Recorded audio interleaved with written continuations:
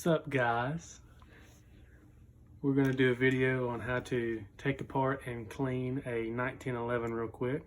I know there's probably a bunch of videos out there on YouTube, but you know what? I decided to make one.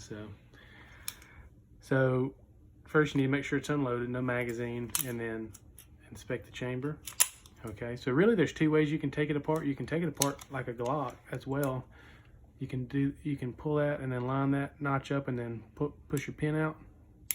But we'll do it this way. So number one, what I like to do is I like to flip the safety on, make sure the muzzle is not pointed towards you.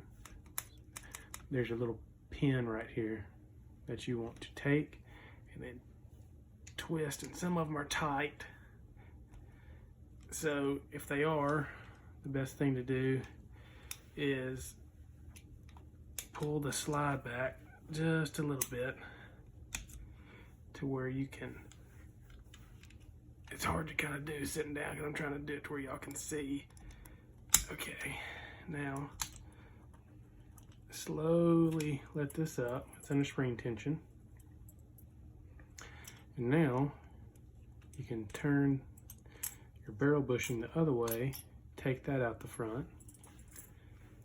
Now what you want to do is you can slowly slide that like that, pull this back right here to where this little notch lines up with that, and then you push on this right here, push that, and then get your fingernail underneath it, pull that out, and then your slide will come right off the frame. You can take your spring out, push your little thingamajigger right there,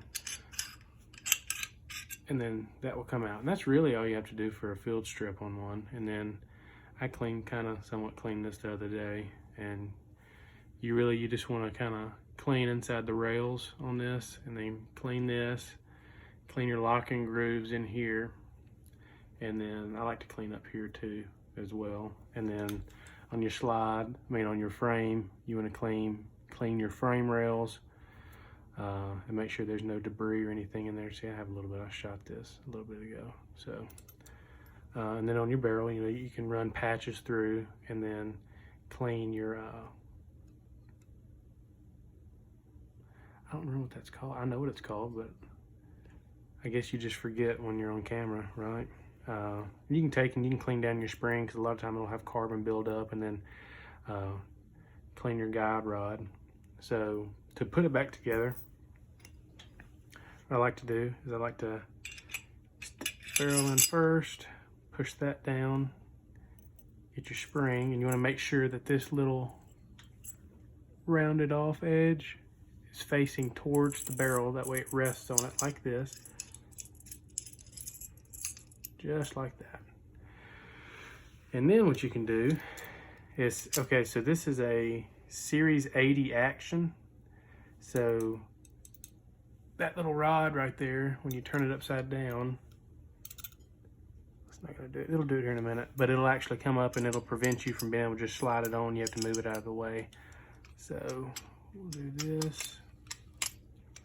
And then see how that comes up like that? You can just kind of push the slide back a little bit, push that back down,